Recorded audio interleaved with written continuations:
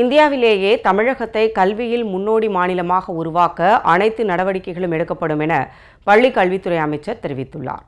40,000 மாணவர்கள் பயன்பெறும் வகையில் கணினி வழி கற்றல் மையங்கள் அமைக்கப்படும். பள்ளி கல்வித்துறையில் 17,000 பணியிடங்கள் நிரந்தரமாக்கப்படும் என்பன உள்ளிட்ட 37 புதிய அறிவிப்புகளை சட்டப்பேரவையில் பள்ளி கல்வித்துறை அமைச்சர் திரு கே.ஏ. செங்கோட்டையன் வெளியிட்டார்.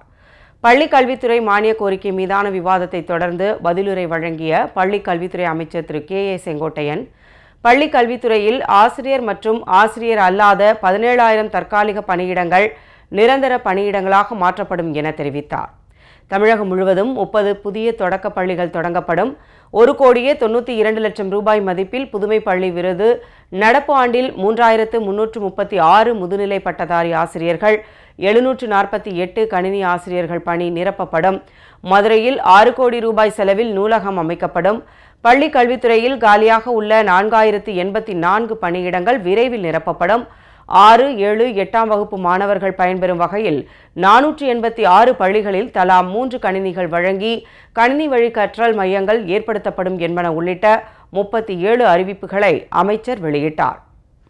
பள்ளி கல்வித்துறையில் 4,084 ஆசிரியர் காலியிட பணிகளை நிரப்பப்படும். தற்காலிக ஆசிரியர் மற்றும் ஆசிரியர் இல்லாத பணியிடங்களை நிரப்ப பணியிடங்கள் மாறுதல், மாவட்ட தலைநகரங்கள் புத்தகங்கள் கண்காட்சிகள் நடத்துதல், தமிழ் சங்கம் கண்ட மதுரை மாநகருக்கு நூலகம் அமைத்தல்.